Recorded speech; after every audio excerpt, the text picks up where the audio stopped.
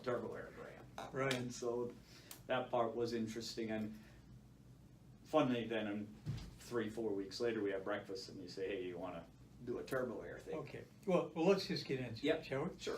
So first off, for our audience, I'd like to introduce the segment. So this is segment 2 of Strategic Thinking. What were we thinking?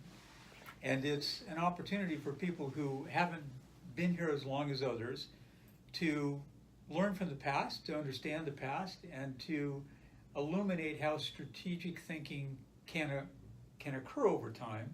And it isn't always about the home run. It's about the foul out sometimes that allows us to progress the next time we're at bat, right? Very much so. So for those of you who don't know, this is Graham Milner. Hi. Graham Milner was head of our innovation group called Team Tomorrow for many years. And in fact, he spent over 25 years with the company in a variety of assignments, including head of sales and marketing for the Americas. And prior to that, you were in the advertising and public relations firm that served the company. So Correct. You're like me. We were circling the company for a while before we were before we were invited in.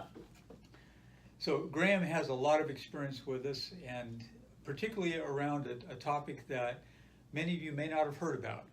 We're going to talk today about turbo air.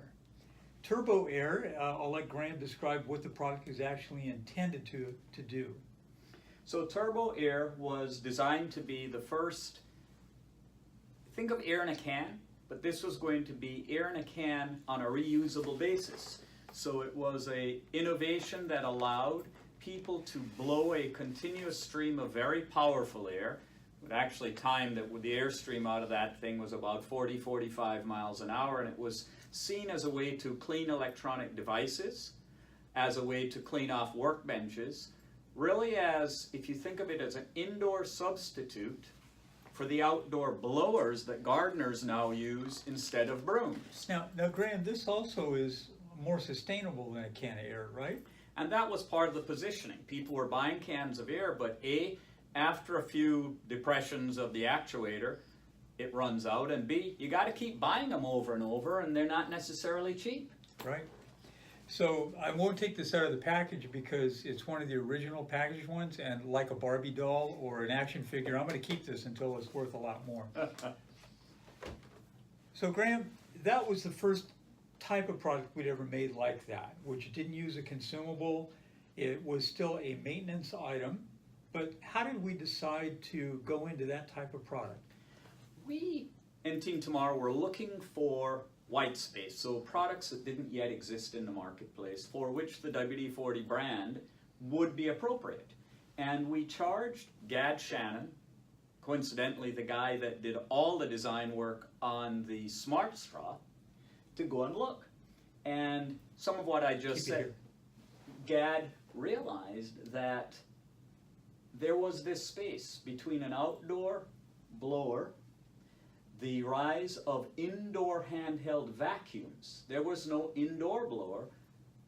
Canned air had become a thing, and canned air was available, interestingly enough, in hardware stores, in office supply stores, in electronics stores. Why was that important, that it was in multiple channels? Multiple channels was part of what we called the America's filter or compass. For the WD-40 brand and for our company, we wanted and like multi-channel distribution. This fit that model with the added incentive of being the office supply store and electronics store. Where we weren't.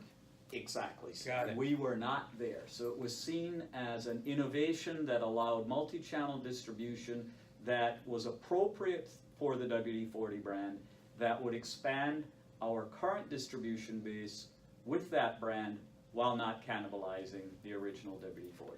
And we thought we could compete in this existing market of canned air. Why? We did, I would say, probably 3 bits of research that were relevant. First, we had a concept, and just as you and I have discussed, we put that down, we exposed consumers to it and said, is this something you understand? Is this something you have an interest in? And it turned out that yes, there was an interest, and the interest was strongest among those who had previously purchased canned air. So it sounded like we had set the right pieces in motion, and what they liked about it was the sustainability. They didn't have to keep rebuying and disposing of something. They had a simple, sleek, chargeable unit.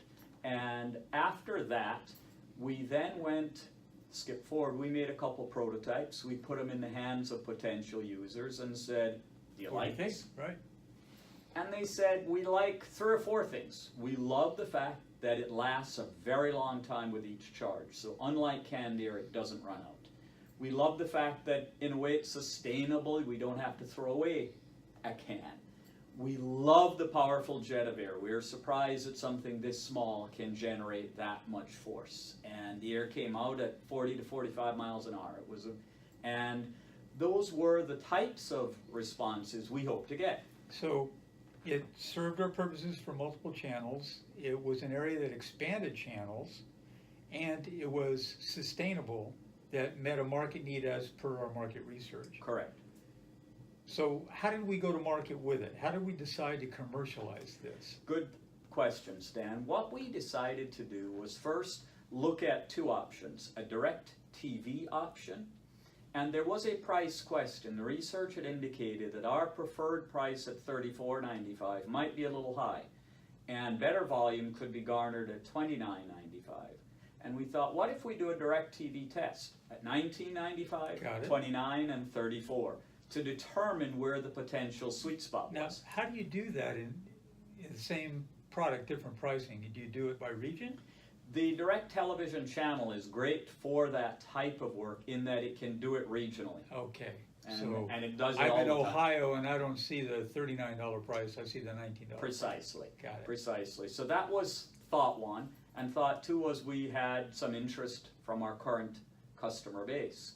And interestingly, we never did the direct TV test.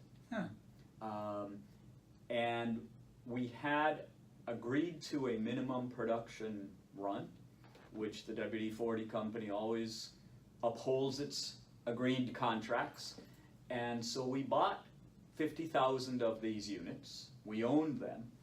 And in the end, as with all things, and we'll talk about maybe why, the final resolution was we bartered these 50,000 units for somewhere between $500,000 and $750,000 worth of media time. So we gave a media company the product. They gave us, to be used at our convenience in the future, media time in various channels, magazine, television, radio. And then they sold it? And then they went out. It's not clear how, when, and where, but they took the product and sold it. Okay, what did we learn from the results? The biggest learning to me was this was a very complicated technical product. We had never made anything like it. And we, the WD-40 company, had to go to China to source a number of subcontractors, an overall, if you will, contractor to pull it all together. And the ability to take an idea and make it a physical tool, we had never made a tool, we had made chemicals in cans, was so new to us that it required help in all of those dimensions, and the company as a whole garnered a dramatic amount of experience and understanding in how do you go to market with new to market ideas in the electronic technical tool world. And to me, that was and is perhaps the biggest residual that we garnered as a company. So it's the physical packaging and operation that we gained expertise in and an appreciation for just how complex it was, right? More even than that, Stan, it was the contacts, the people involved with whom we now had relationships that should the need arise in the future, and it has in certain other areas, we can go back and rate those personal. I'm thinking what we learned in this product might have informed us in how we approach Smart Straw 2? I would say yes. And perhaps more than that. And FlexiStraw? And FlexiStraw. What I would say was interesting, very good point, Stan, because those are also technical, difficult, multi-supplier relationships, was it stretched the intellectual boundaries of the company so that a FlexiStraw today did not appear as daunting as it would have been perhaps before. It pushed us so far beyond our comfort zone that it allowed other projects since then to seem like they were more natural, more doable, more understandable. Right.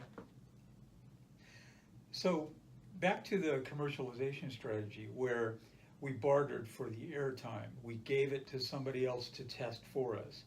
Did we then own the data that came out of that test? No, once the transaction was complete, we had literally sold the product to them with all rights. We, as a company, had no rights, but also forgot about the product.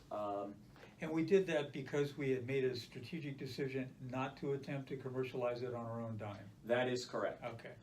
And we had tried with some customers to sell in.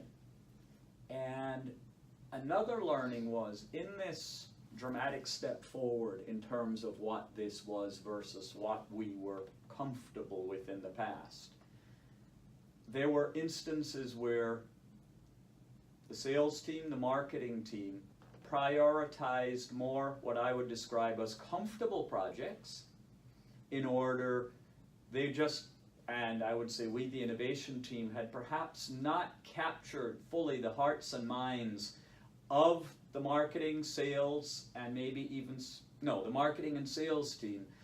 I was going to say supply chain, but supply chain were fantastically bought in. They were invested in. They were invested, but others, I think, had a difficult time getting their heads around the newness and preferred more comfort. Gotcha.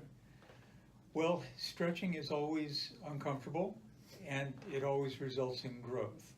Even though you may not achieve what you attempted to at the outset, it also seems like we minimized our downside capital costs by being able to exchange the investment in the product that we purchased with equivalent services that we were going to use anyway. An excellent point. This was a very low risk way to exit. What had we not done, we would have had $600,000-700,000 worth of inventory, which is just the beginning. Now you have to sell it, and that requires support.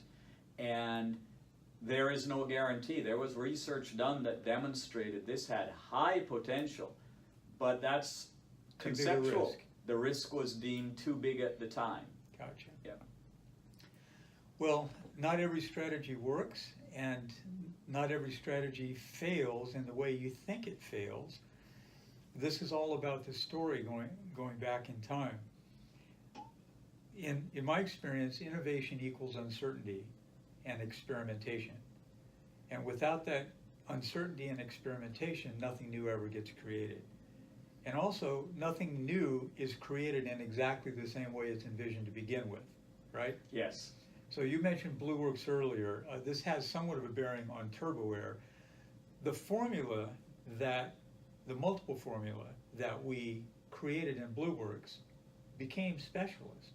Absolutely, right? It did. Absolutely. So failed launch of a line of specialty products for maintenance chemicals became now our fastest growing product segment in the company. Correct.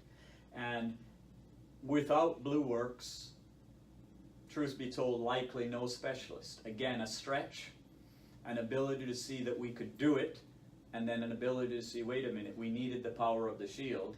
How do we do it? And that ultimately is specialist. Which is a great teaser for the next segment of strategic thinking. What were we thinking? We're going to do it on specialist. Oh, how fun that will be. And I'm hoping you might be available for that as well. I would love to do it, Stan. We're great. All right. Well, thanks, Tribe, for listening. And if you have any questions about what you heard here, don't ask us. No. Give a call or drop an email. Thanks.